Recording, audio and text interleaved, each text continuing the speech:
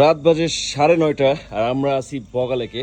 আসলে ডিনার চলতেছে। ডিনারের জন্য একেবারে সব পাহাড়ি খাবার দাবার, কারণ এখানে পাহাড়ের খাবার দাবার গুলা মাটি চুলায় রান্না হয়। এই যে দেখেন পেঁয়াজ ভর্তাটা করছে, ভর্তা বলা যাবে না, ছোট ছোট মানে পেঁয়াজের সাথে ঝাল টাল দিয়ে মানে একটা মিক্সিং করছে। এই পাশে আলু ভাজি আছে, আর এই যে একটা আলু ভর্তা কিন্তু আলুর চপের মতো। আর এই যে দেখেন, এইটা হচ্ছে যেটা দেখানোর জন্য মূলত ভিডিওটা অন করছি, সেটা হচ্ছে এটা হলো সেই পাহাড়ি মোরগ। কয় কেজি ছিল ওজন ভাই? 2016 সালে বগালেকে আসছিলাম, আর আজকে 2025 সাল, অলমোস্ট প্রায় 9 বছর পরে আমরা আসছি বগালেক। আমরা না, স্পেশালি আমি আসছি বগালেক। খুব ভালো লাগতেছে, কারণ 16 সালে আসছিলাম হচ্ছে চাঁদের গাড়িতে, আর এবার আসছি নিজের বাইক নিয়ে।